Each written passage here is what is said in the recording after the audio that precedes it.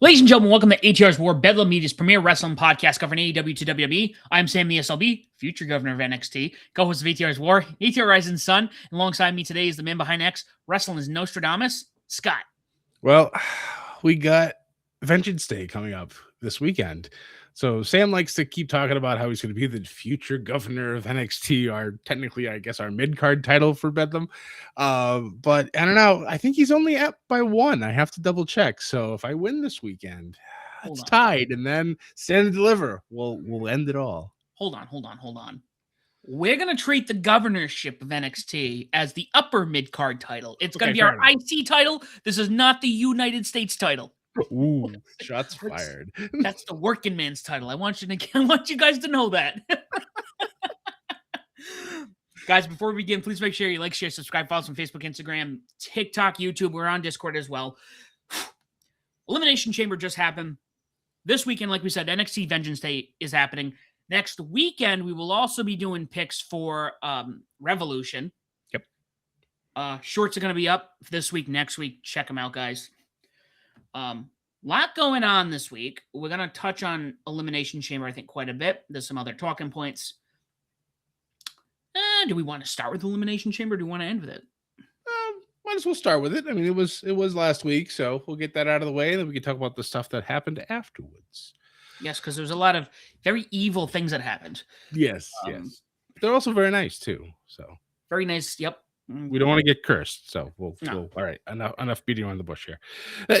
All right. So, I didn't get to watch the show.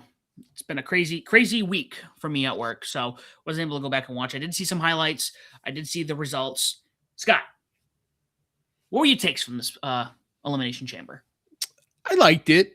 It wasn't like a massive home run, but I'd say it's a ground rule double in baseball terms, obviously, because pitching, spring training is already underway.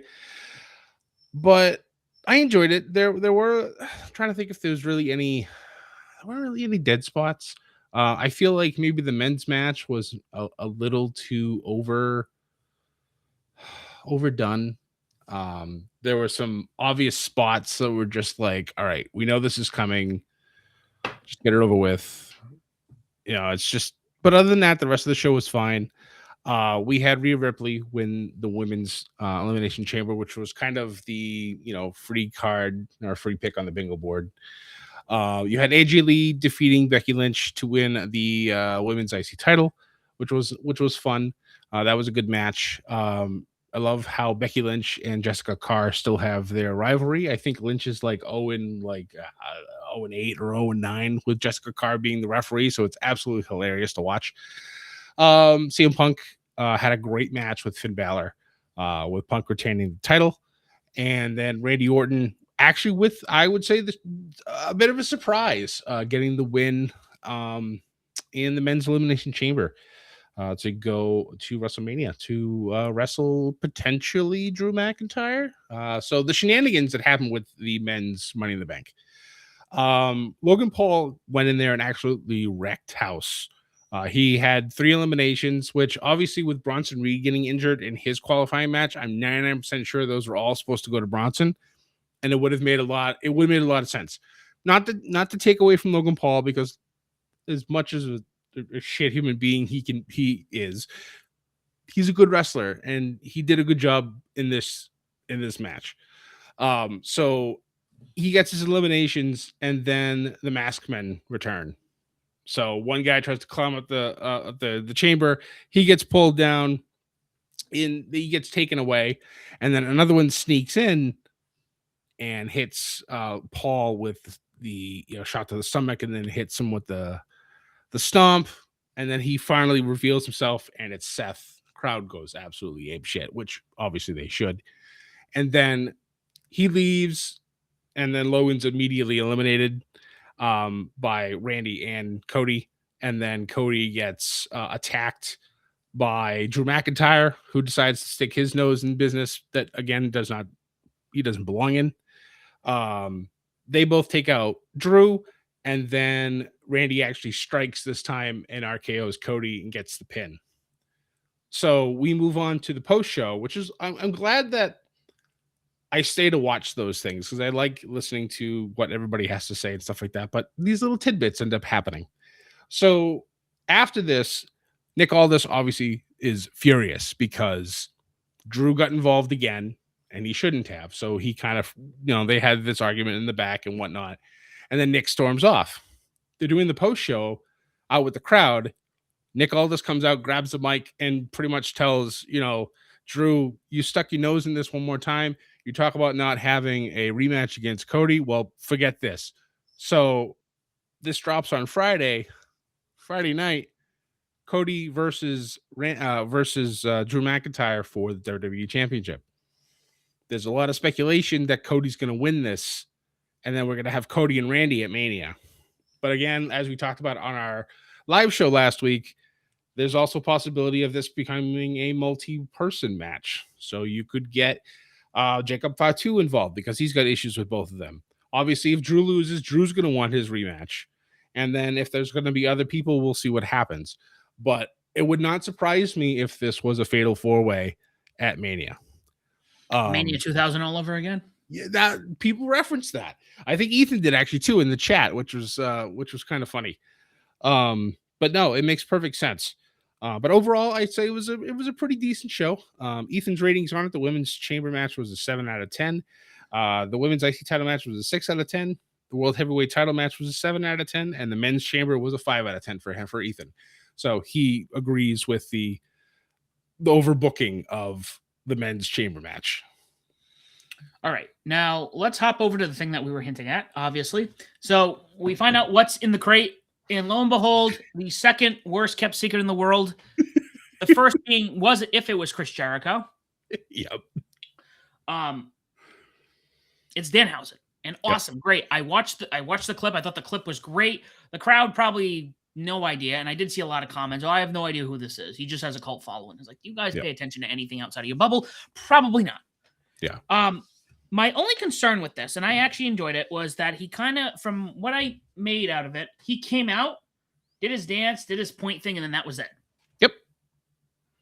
I was expecting like an interview or maybe something to be like, but he made his appearance and left. So I don't know how you feel about that. Felt like maybe it could have added something to kind of engage a bit. I feel like, yeah, if he would have engaged with like a wrestler, like either like it could have happened like immediately after a match or something like that.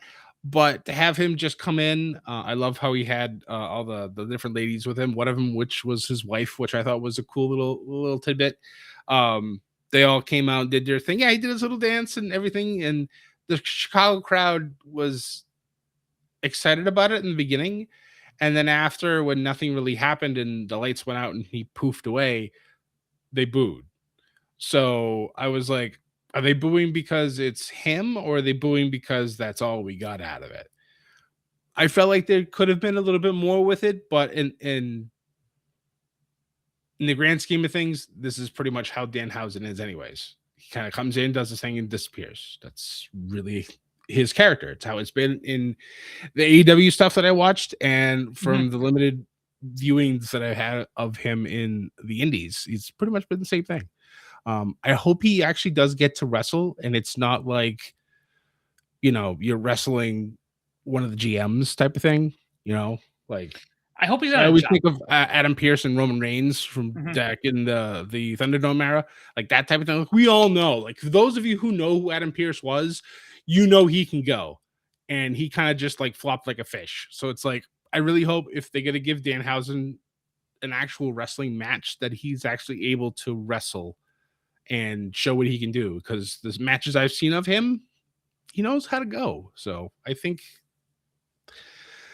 he has a pretty good future. I do worry about him kind of disappearing on the main roster. I feel like maybe this could have been something that they did for Vengeance Day. I think he would have probably excelled a lot more in NXT off the rip, but I don't make those decisions. So we'll see. I hope. I do have high hopes for him. I do too. I think, at least from a business perspective, again, I think he's a incredible merchandising. He's a character. Yes. So you don't really need to work. You could work on him, build up his reputation in NXT. But to me, it says that he has a lot of star power. Now, Yeah. the same can't be said for Royce Keys right now. I know. Who, from my understanding, creative has absolutely nothing for him. I know, which is really sad. I do like the fact that they are pushing the Stephanie McMahon interview of him. I have yet to have time to watch it, but I do want to.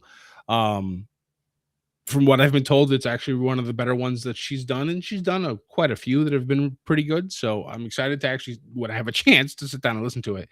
But from what I've seen, he's been a mainstay on Main Event, just to keep him fresh for when they finally decide to pull the trigger. I wonder now if this is going to be one of those things where he's going to sit pretty until after Mania, maybe make a big splash on the Raw after Mania. I don't know. But I feel like to have him sit for 6 more weeks or just wrestle on Main Event for 6 straight weeks, it's kind of like what do I do? Like, like what do you do with him at this point? It sucks because we're knee deep in the road to WrestleMania. It's kind of tough to kind of throw him in there unless they have something small they want to do, because Mania starts now at 6 p.m.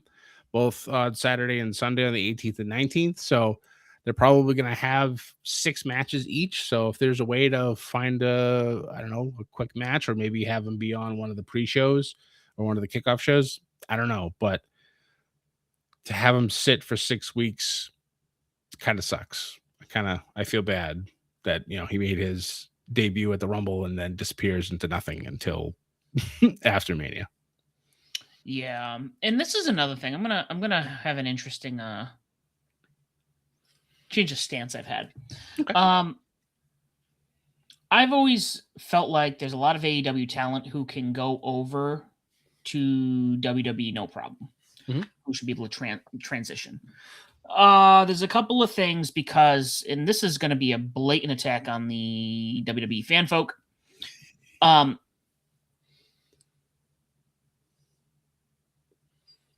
There is some talent I think need to go to NXT. Not everyone needs to go to NXT, but at this point, I'm convinced that NXT, some of this talent needs to be moved over. Not so much to get their WWE chops in order. Some of them maybe, but probably more so to get the WWE fans to know who this talent is. I definitely agree with that, because it's funny. I read this a part of an interview that Trick Williams had done. Somebody had asked him the difference between being with Shawn Michaels and being with Triple H. And I think the way he explained it, it made perfect sense. Trick said that Shawn Michaels has to do a little bit more babysitting, because you have a lot of younger talent. You have a lot of people who are fresh coming into the Performance Center that need to be fine-tuned. They need to, work on their presence and everything else, and work their way upward.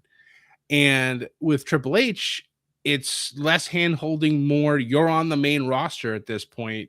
You should already be an adult. You should already know what to do. It's your job. It's correct. So just go out there and do it.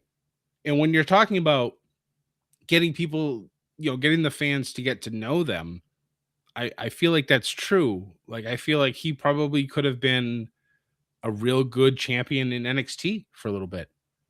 Doesn't even have to do like the North American stuff. He could have gone right for the main roster, right for the main championship. Mm-hmm. It also gets people paying attention. It's not like NXT is just on like the WWE network now. They're on CW. Most people still have CW. You don't even need to have cable to watch the CW app. You can watch it afterwards. So there's plenty of areas for exposure. But, I like what they did at the Rumble, where they said, "Oh, it's Powerhouse Hobbs, but now he's Royce Keys." That's great. Now what? I don't know. But even that, they threw in the fucking trash. Yeah. From my understanding, I don't know if you've seen the clips about what they did on Netflix. They cut that whole beginning out. Really? Mm-hmm. The whole reference of Powerhouse Hobbs has been removed from Netflix. Oh, okay. I saw people on X talk about it. You can correct me if I'm wrong and tell me I'm wrong, but people had posted videos that they re-edited it. I did not see that. Interesting. All right. So I guess that was just a Royal Rumble. Hey, this is who this is. Off you go. Interesting. Mm-hmm. Okay. So and again, Danhausen, I think, has a little more of star power in regards to he's a character. Mm-hmm. Hobbs, Keys, he's great in the ring. He has a great character. I don't think he's like Mike Strong, where Danhausen doesn't need to wrestle. If I saw him on TV, he made some insane comment and just rambling. Like I said, the thing that was funny, he goes up to Adam Pearce. Oh yeah, oh yeah, Stone Cold. Yeah. Oh yep, the glasses disguise. Yep. Oh here's the things of what my demands. My Demandhausens. Yes. And I don't know if he practices that or it's hysterical. I honestly, the way he speaks, I'm pretty sure it's off the cuff. Like he just kind of makes it up as he goes, and he's great at improv, and I love that for him. It works so well. I love how has his list of but like using him as kind of comparing the two, and I want them both to succeed because I love both of them. Danhausen doesn't need NXT, maybe to kind of get a little bit, maybe. Because there were people who were like, I have no idea who this is. This guy's a cult follower. Dude, go fuck yourself. Get off of WWE television and do some research. This is something that bugs me. I'm going to go on a tangent, Scott. We got time. It's you and I. I'm going on a tangent. I cannot, in the year of our Lord 2026, figure out when people, it frustrates me when people ask questions to be an ignorant slut about, I don't know, who is that? That's nobody. Who are you talking about? Or like the who? And this isn't just wrestling. This is anything. When people go, I don't know who that is. Yeah, I don't know who half the fucking people in the world are. But you know what? We got the internet. I can Google it. It's not difficult. God, you sound, you see, you, as someone who works in IT, you are the perfect person that I would love to have call me with a problem, because I know you would do your research, figure out what you can, and then with the rest of it, you'll ask me for help. But now, you're right, 100%. People just refuse to do the smallest amount of research to try to just better yourself when it comes to these things. Like there have been plenty of times where I'll watch wrestlers on either like TNA, or when I do get a chance to watch AEW, I'll be like, who the hell is this person? I'm like, all right, let's pull up my phone. Let's see who this person is. Where did they come from? What they used to, where did they wrestle before? And like half the people from Britain that are in AEW, I'm like, who the hell are these people? I'll look them up, try to figure out who they are. And then AEW every once in a while does a great job of doing like the promo package for who this person is and a little bit about their backstory. And it's like, all right, cool, thanks. Sorry, that helps me a little bit more. But I had no clue who Alex Windsor is, and you know what I did? Oh, I did some research. Yep. And now I love Alex Windsor. I don't know if she's hurt where I currently am in my AEW sphere, but I love when she wrestles. I thought she does a great job. Since she's not hurt, but she has a tag team with Jamie Hayter right now. I did see some clips about that. You're right. I forgot about that. Yes. So eventually I'll get to it, maybe in 6 months, but and I'll be excited about it because But overall, I think it's just it's ignorant. It's like how much you are so in your bubble that you can't look outside. I don't know who that is. Yeah, go fucking read something. Yep. Go to Cage Match. Go to Fightful. Come here. Just that's with anything. I deal with clients like that all day. We just need to have this kind of this read. Look it up.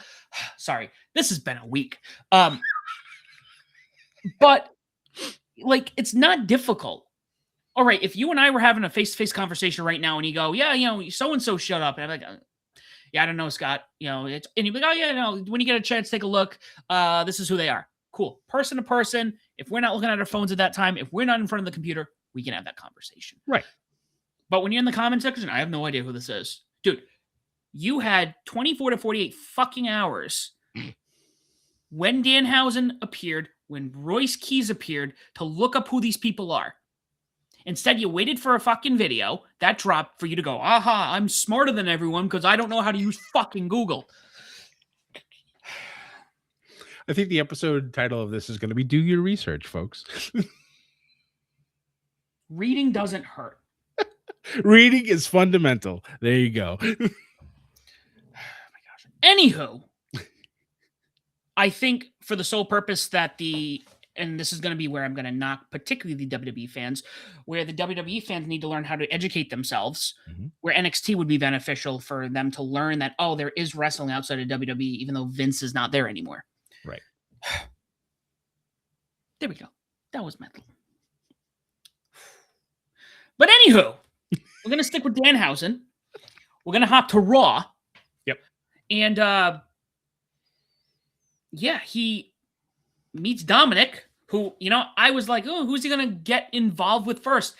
Not thinking Dominic. He's like, no offense to Dominic, he was like the last person. I'm like, who's going to go? Like, The Miz is a good one, or maybe Randy, or, somebody goes for Dominic. And I'm like, oh, this actually could be pretty good. Yep. Because he curses him. And now we're 1-0 on Danhausen curses. Yep. In WWE. I read something today that, and obviously this is, I know we don't like to normally talk about rumors, but I think this would actually be rather hilarious. I read something that now Dominic is now going to go on a massive losing streak, and it's going to get so bad that he's going to have to humble himself to go after Danhausen to try to get him to break the curse. I absolutely love this because Dominic could do no wrong with the crowd. Like, they're going to love him regardless. So him going on a massive losing streak, I think is going to be great. I hope that, he turns kind of like into bum ass Corbin type of thing. Like, he just like, he's like, his hair is like even greasier, and like his shirt's stuff and ripped up, and he's just completely down on himself. And like, even Liv won't have anything to do with him. It's just like, I want it to be like he somehow becomes a jobber. Yes. Yeah. Yes. He turns into the modern day Barry Horowitz, patting his back and everything. For those of you who don't know who that is, please use Google. I'm not going to sit here and explain it. Thank you, Paul Heyman. It's just, I need this to happen. It needs to, because I feel like this could be one of the greatest things ever. People will be like, oh, it's going to ruin Dominic's untouchable when it comes to. No, I think we got gold here. Could you imagine if it was like Judgment Day picked a rule, kind of like what was going on in AEW? You're a little behind, but they were going to do a coin flip. MJF did a coin flip to see what him and Hangman were going to have. Okay. One of the stipulations was a Texas death. The other one was going to be a one-way, like hardcore match where like MJF could do anything, but if Hangman even thought of using something, he was like, could never wrestle for the title again.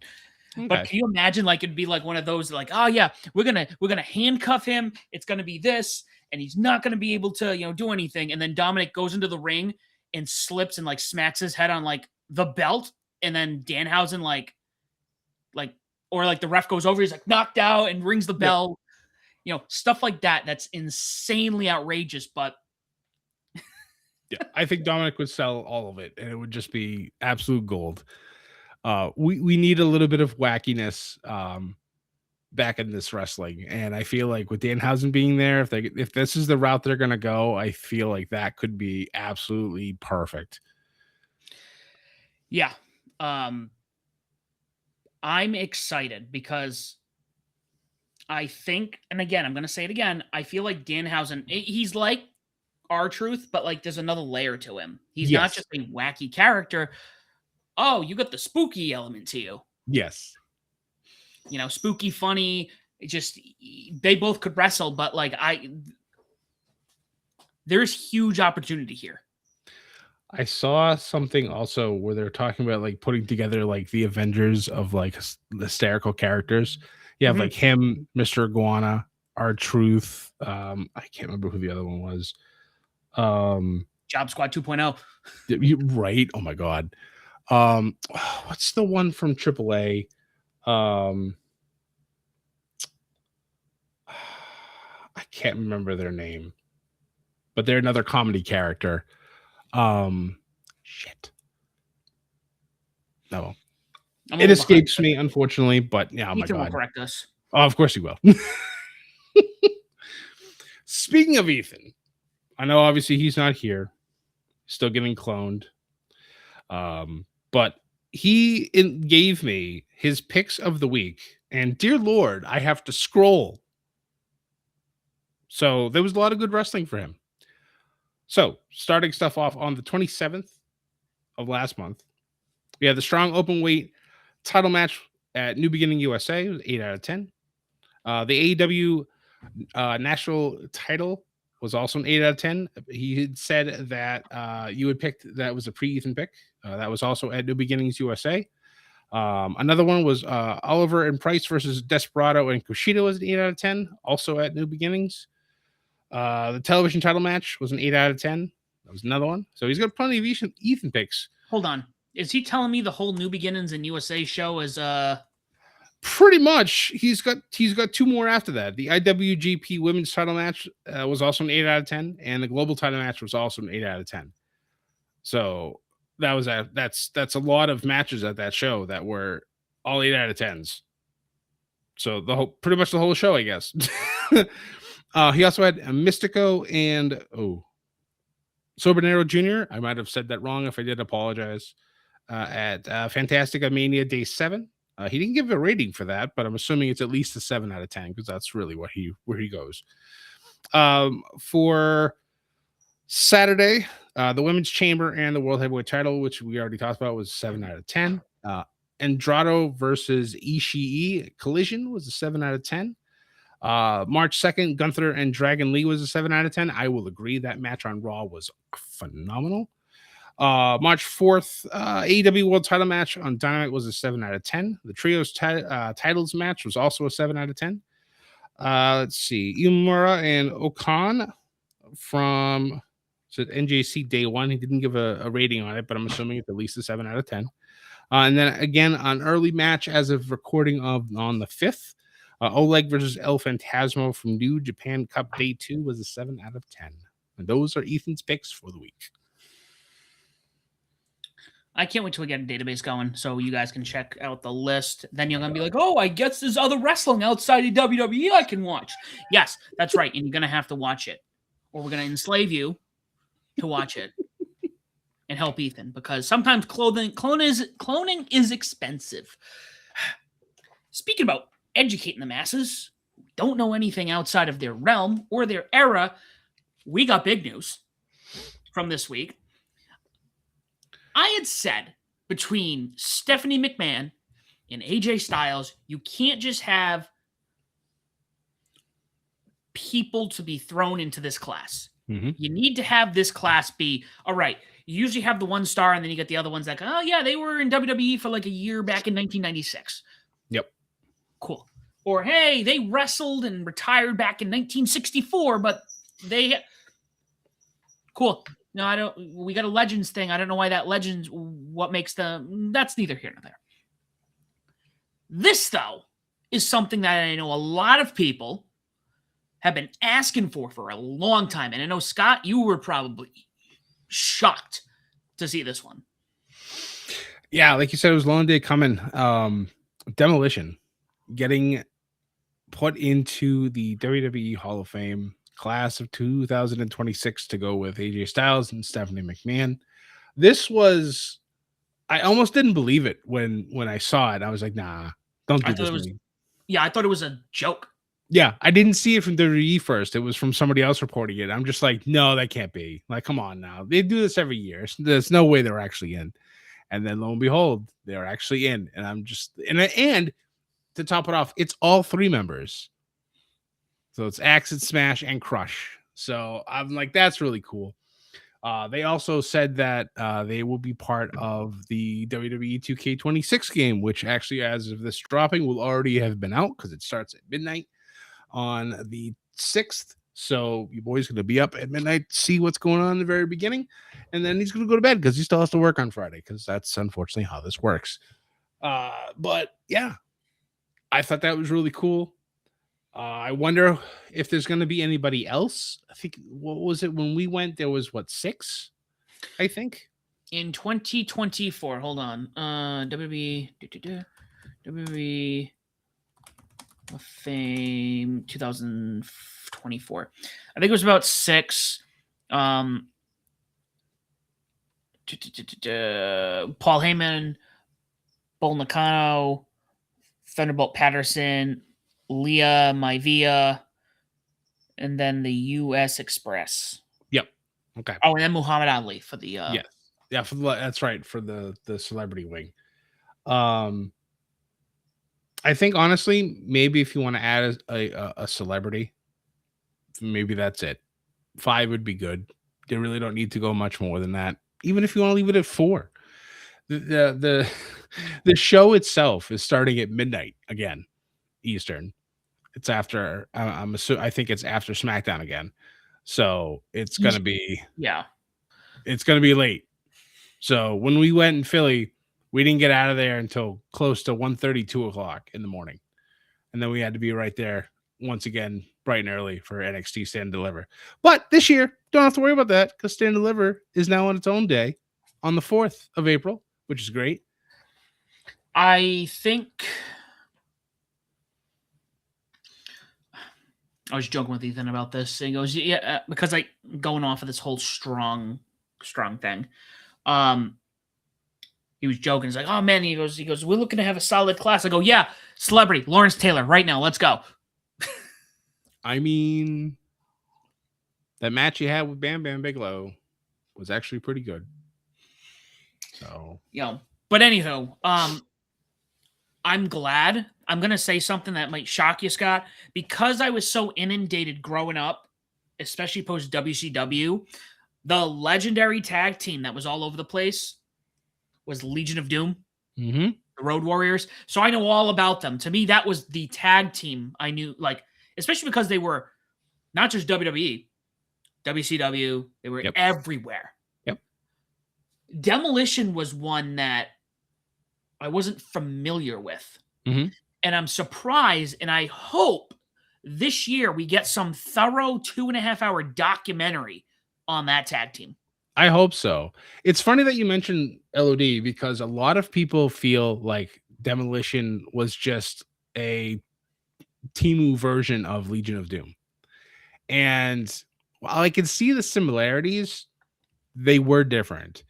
Now, Demolition was around in like the very early years of me watching wrestling. So I didn't watch them live, even though there really wasn't a lot of live wrestling back then. So I knew who they were and I enjoyed their matches. And same thing with LD at that point in time too in wrestling. Like they were at the tail end of their career. I think they believe at that point they were already moved over to WCW. So it was you get to see them and understand the differences between them and whatnot. So I don't fall in that category of they were, like a Timu version of Legion of Doom. They were their own thing. They were beloved by a lot of people. There was some issues with Vince, which is why they never went into the Hall of Fame before. And now that, Triple H firmly in charge, I'm glad that they were finally able to lock this down and to get them in the Hall of Fame where they deserve. Mm-hmm. And again, this goes back to, I know WWE, Mark, this is your call out for the episode. I know Mark is, pretty anti, we'll say the Fed, anti the E. So we had this conversation last week about, like the Music Hall of Fame and how they have some set roles, even though I think half the class sucks this time around. And that's a totally different conversation for another day. Some of these inductees will never make sense to me. Mm-hmm. Some of them, I just don't. There's some people in there that shouldn't be there yet, and there's some people who definitely should be. Again, and I know why. Like China's not in there. We can make that argument because the biases. Demolition. Why is Demolition going in 2026 when the Bellers were inducted? What? Before him, then? Yep. Or Drew Carey for the celebrity. Not to knock Drew. I love Drew. But, like, how many appearances did he make? From my understanding, that was from his one Royal Rumble or his hosting appearance he had. Pretty much. Yeah. I mean, at least Pete Rose made sense because he kept getting attacked by Kane for like 4 years. That makes sense. Or like Ozzy, who made his appearance at Mania 2 or 3. Mm-hmm. Stuff like that. Legendary. Muhammad Ali. Why the hell did Muhammad Ali, who was involved in Mania 1, just inducted? Right. Man, Mark's going to love this episode. We do. We did love the fact that he was in the chat, and was able to just make comments, ask questions, and so we look forward to doing that again. Obviously, now we're in March, and we're still trying to hammer down the exact time. Even though at this point we're getting really close to our 200th episode of ATR, so more than likely that one will be the one that will be live. But we'll see. We'll see. But yes, Mark, thank you for always giving us your opinion. It's funny, like back when I met Mark was a very big WWE fan, but he has been scorned many times over. And it's funny watching AEW rise and him completely jumping on board and being like, this is the wrestling I want to watch, and everything else. And just seeing how he's gotten so upset at how things were run, and even to this day. So I completely understand Mark and how he feels when it comes to, WWE versus AEW stuff. And it's funny, to this day he still tries to be like, you should just watch all the AEW stuff, that way you could stop watching WWE, just focus on AEW stuff. And I'm like, I can't do that, brother. I've been watching WWE products since 1990. Like, it's like a toxic. Maybe I should talk to Kit Wilson. Maybe he can help me not be toxic when it comes to that. But I don't know. That's me with Nintendo. Everyone's like, "Oh, Nintendo shafted us again." I go, "They did, but they gave us something even cool, just as cool, that I'm gonna blow money on because fuck them, and I want that because it's Nintendo, and I'm always gonna just buy from them." Yep. But Mark, I would argue, because we try to avoid tribalism on the show, Mark is the only person who I think I can solely understand his tribalism argument. Yeah. I don't say that about a lot of people. He's seen the nonsense and he's had enough of it. And I applaud him for standing up for AEW. I don't hate AEW. I have a limited amount of time to watch something. And for me, I've watched WWE product for so long, it's just ingrained in me. So I have to continue watching it. And I've added TNA because now that they're essentially part of WWE, I watch them as well because they reference it on NXT from time to time. So it's like, well, I kind of have to see what's going on all aspects. The only one I really need to catch up on is AAA. I was able to watch last Saturday's episode because it played right after Elimination Chamber. So I'm like, oh, we'll see what's going on. But apparently, yeah, it plays every Saturday night at like 10 or 11 o'clock. So I'm like, oh shit, all right. I guess I'll be they'll probably play after Vengeance Day. So it'll work. I'll be good to go for that. But don't worry, Mark, you're not the only one. You know who also chose AEW? Big news. Just happened on Dynamite this week. I was kind of shocked. David Finlay made his appearance. And in my head, I was like, oh, okay. I thought I was going to WWE. I thought that was set in stone. Not even thinking about it. And then Gabe Kidd's out there and Clark Connors is out there and they had this. And I'm like, oh, all right. And they have their moment. And I'm like, yeah, he's with, I was thinking to myself, like, oh, yeah, maybe this is part of the New Japan deal. Then I remembered his contract was up. Mm-hmm.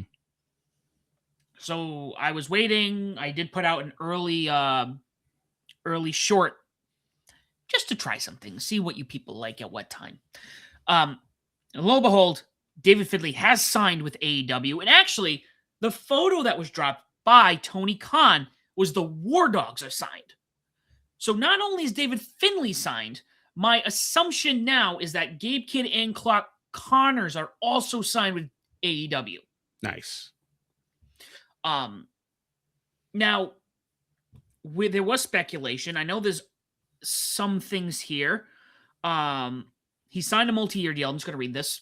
Mm-hmm. Per Fightful Select, the former Bullet Club leader has signed a multi-year deal with Tony Khan's promotion and has likewise been confirmed with that Clark Connors and Gabe Kidd are also under contract. All three previously part of Bullet Club War Dogs. This Fightful report adds a group of collected known as the Dogs from here on out. Finlay where's the WWE part? Hold on, where apparently it was what, in like an NXT developmental deal, Like it wasn't like a main roster like money wise deal, and he was just like, nah, I'm good. Yeah. So looking going, Corey Hayes of Body Slam know that the star turned out an offer. That offer would have seen him start in NXT on a lower level contract rather than the main roster contract. So Finlay turned down that deal and agreed to sign with AEW within the past week. Now, let's jump back here for a minute. All right. And again, this is no knock to any of the talent we're talking about. Mm-hmm. Danhausen, main roster debut. You know, he's been in the business for a hot minute. Mm-hmm. Same thing with, you know, Royce Keys. Great talent, main roster at the Rumble. David fucking Finlay, son of Finlay, who's been wrestling, I think, longer than those two. Yep. Said, hey, you're going to go to NXT and make dick money. Yep. Nope. Now, if I had all three of them in front of me, and I had to pick one of them to go to the main roster off the bat, I probably would have gone with David. For the name recognition alone. You could pretty much go, hey, this is Finlay's son. Remember Fit? Mm-hmm. Oh yeah, this is a big deal. We're gonna any bullshit them. Yeah, it's gonna be like Randy Orton and Cody Rhodes and Ted DiBiase Jr. all over again. We're gonna get some others. Davey Boy Smith Jr. We're gonna sign him on and not use him again. Oh my god. Do that kind. I think there's some recognition there. Right. And then with the other two, then I think they would have made up to the main roster once you get some brand recognition. Mm-hmm. I don't blame him. No, I don't either. That's like, and you can't say this for everybody because there's a lot of talent who like, we're gonna do some fantasy booking, Scott. Sorry, this is me. You got me on a tangent. I barely said anything. If I was to go,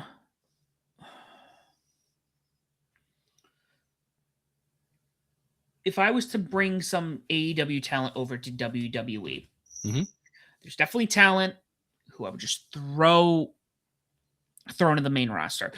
There are people like, I think, and again, this is talent I love.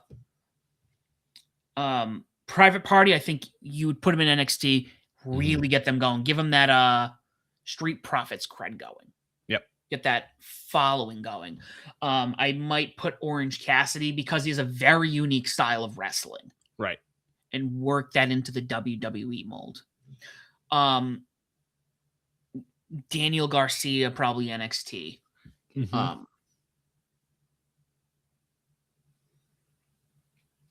You would not sign Kenny Omega and the Young Bucks and go, yeah, you guys are going to be lower card at NXT and work your way back up. Yeah, pretty much. Sorry. Like that is at their advanced age. Well, yeah, that's the other thing too. Oh, you're lower card, even though you're in your mid 40s and you're right. It makes no sense. Yep. So I don't blame him. I hope he doesn't get lost in the. I almost said lost in the sauce. I don't know why that came. I hope he doesn't get lost in the shuffle. We talk about this all the time. Yep. And both companies have this bloated roster problem right now. Granted, I think both rosters are solid. I think you just need to learn to utilize everyone better. I think even if you don't push David Finlay so far, he's with the dogs. We'll call them the dogs. They can immediately go for the trios. Immediately get some relevancy that way. Or if they want to go for a tag team, maybe David goes for one of the mid-card titles. Sure. That works. You keep him around. You get more people to understand who he is if they didn't watch New Japan, and just don't screw it up. But you're right, getting I almost said lost in the sauce too, because now it's on my head. Getting lost in the shuffle of AEW, because that'll happen. I'd hate for him to disappear to ROH and never come back. Like Athena. Different monster right there, yeah. Yeah, it's just I to this day I don't understand. I think she's entering year 4 of being the ROH Women's Champion, and I think she's been on AEW television 4 times, at least for where I am. I don't know if she's been on there since October. Um, but like, why? Why is she buried? She deserves to be on television every goddamn week. I would hope that's her decision. I'm going to say this all the time. I know some people, they don't want to be the guy. They don't want to be the top dog. They're probably content where they are, and that's okay. I would hope that's the case here. Although I would argue what you're saying and be like, hey, she should be fighting for that title every other pay-per-view if she don't have it. Right.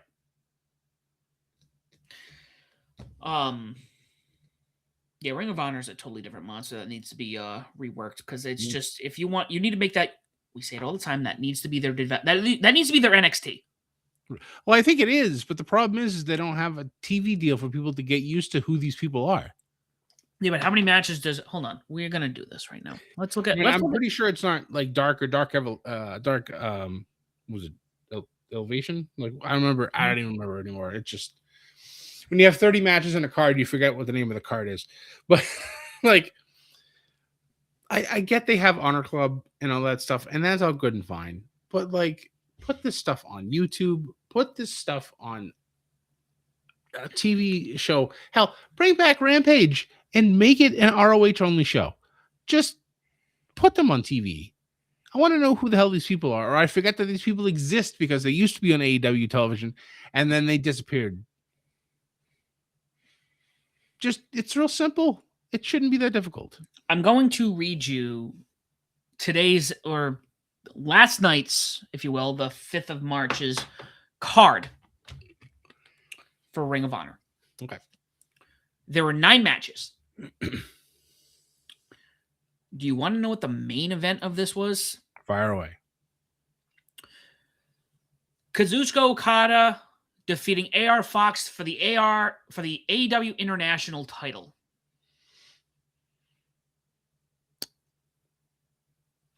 Why is the AEW International title on television? Now, this could have been a one-off, but I don't see them bringing the WWE IC title to NXT. Not really. Like, the only titles that kind of floated around there were the women's title women's tag titles, but that's on all brands. So I guess that kind of makes sense for it to show up there every once in a while. But other than that, the champions will show up, but they rarely defend their titles against anybody in NXT. Just for further sight, we had Mina Shirakawa wrestle here, the Bang Bang Gang. This is one of those things where I feel like this is more like a main event situation than an NXT situation. Fair enough. It's just like, oh yeah, we got people here who just want to wrestle, and we're gonna put them on, and yeah, that's whatever. I don't know. I'm bitching too much now, but I think everyone gets my point. So, I have another point we're going to end the show on, but we can talk about that when that comes up. Okay. I'm going to let you lead this one, because I didn't know about this till we hit the record button. About one of the top writers over at WWE, Raw Dog, is reportedly gone from WWE Creative. Yes. I was like, which topic? We still have a few left.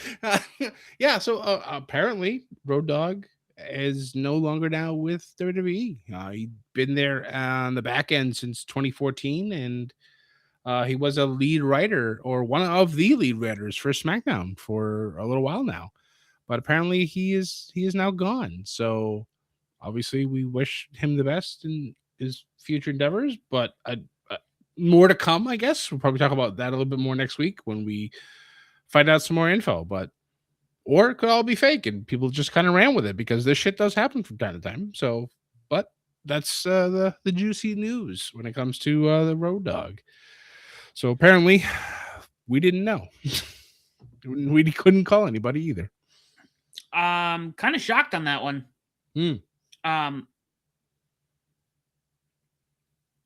I'm curious as to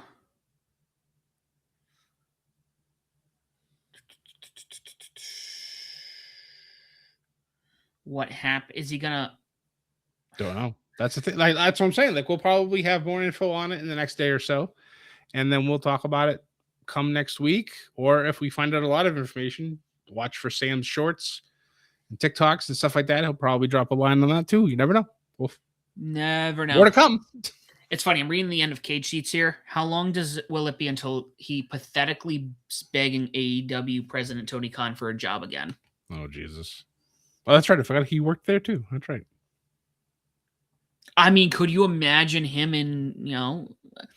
I mean, honestly, we talk about it all the time. I think one of WWE's weaker points, because Tony is doing the Vince thing, he could use a writer. And I think Road Dogg, could you imagine Road Dogg working on that? Yeah. I think he'd be great. If you want to put him back with, put him back with, what's his name, with Kip. And I think you could have some on-screen magic again as well. So you never know. Yep. Exactly. So the last one, and I wish Ethan was here. He could give us a little more insight. Mance Warner and Stephanie DeLander reportedly quit TNA. Long story short, it sounds like due to her, she had been She did have a neck injury. She had a neck injury. Having surgery on it, and she got cleared by like a WWE doctor and her special doctor, but TNA refuses to clear her. She actually did put out a response as to why she left. I hadn't had time to listen to it before we started recording, so that'll be one of my things I do either tomorrow or this weekend to have more information on why she actually left. But it's a shame. She was decent in NXT, and then she did really good out in the Indies. I know she ran with Matt Cardona for a while when Chelsea was coming back to WWE, and then her stuff in TNA was a lot of fun to watch too. So I'm interested to see what happens and where they go. I think Mance would be really good, probably in like GCW, maybe New Japan. A lot of people are saying that WWE won't touch him, which I don't really understand why, because I don't know. Like, I don't know a whole lot about like if he did something in the past that the WWE would want to stay away from him. I guess that's my ignorance because I haven't had a chance to really dive into what he's done. But the stuff I've seen of his, I've enjoyed it. If I'm not mistaken,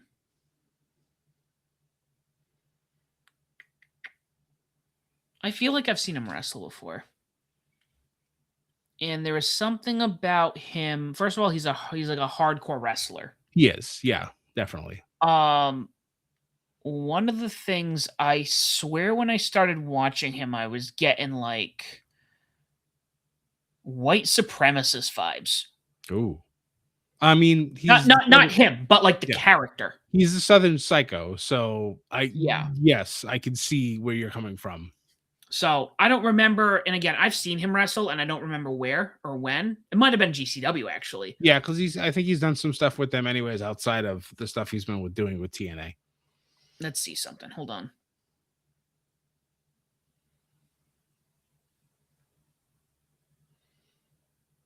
Yeah, I mean, he's pretty decent on the mic. I know Steph has been doing a lot of talking for him since they got together on TV, and actually in real life. But I don't know. I'm always a little sad when people leave, especially for stuff like this. I know she wants to wrestle, but I also understand TNA wants to protect their talent. But it's also up to the talent to be like, well, my contract's up, so I'm leaving. Yeah. 100%. So we'll see what happens there. Mm-hmm. I think that was the last thing I really had. Because I have a thought I want to share while I'm agitated. Okay. If you had nothing else. Go ahead. All right. So in my agitation, and Mark, this is the cherry on the top of today's discussion. I strongly have a feeling Saudi Arabia is getting John Cena's Hall of Fame induction. If we're talking about them getting Mania, and we're talking about they have an actual Hall of Fame, and there's some other frustrations, where else? Who are you going to house for the Hall of Fame? God, was literally thinking about this. Oh, Sam, why did you put that out into the ether? No, because now it's going to happen. And God damn it. And I don't think, and I mean, at some point, people are going to have to go over. If you were doing one in Saudi Arabia, sure, there's going to have to be a Hall of Fame ceremony. It's just part of it. But John Cena, he deserves to have that here. Yeah. And they're going to be like, no, they threw a lot of money at us, so we're going to do it here. Yep. Yeah. And again, most of you WWE folk are going to sit there and bitch about it. And like, well, like, there's nothing else that exists because Vince told me for 25 years that we only got the WWE stuff. There's nothing exists outside of rest. Shut the fuck up. I am so... And here's the thing. If you like the product, great. Scott loves the product. Ups and downs. Nothing wrong with that. There's a lot of talent I love there, and I think there's a lot of great things they're doing. Mm-hmm. Business-wise, don't ask a stupid fucking question when you know why it happens. Yep. End of story. Yep. I might need more whiskey. So, Scott, before we get off, please tell me where they can find you. Well, you can find me pretty much everywhere as Scotty J Stream. I do all the non-Japan tweets and retweets and everything else on our Above the Ring Twitter. Also starting to get ramped up with doing some pack openings pretty soon. Speaking of, my delivery arrived today. I got 2 boxes of AEW metal from 2022. Thanks, GameStop. I had some points to kill, so this actually worked out real well. I got them for nice and cheap. So look out for that. I got 2 boxes. So see, I'm not just an AEW, or I'm not just a WWE card guy. I have a little bit of that WCW stuff, NWO, and now I have some AEW. So we'll have some stuff out pretty soon. I'm looking forward to that. And you can find me as ESOB Official on Facebook, Instagram, YouTube, TikTok. I also do the Review Realm with John the Statman. Find us. We just did a couple of we just did Gorillas, and Rob Zombie will be dropping later today. 3-6, his new album, The Great Satan. Definitely go check that out. We're on all streaming platforms. If you cannot find us on something, let us know. We'll put ourselves on there. Leave a comment, leave a review, tell people why Bedlam Media and Above the Ring is a podcast of your choosing and why they should listen to us as well. Guys, thank you so much for listening to me bitch for the last hour. And as always, do not forget to join the Bedlam. Thanks, guys.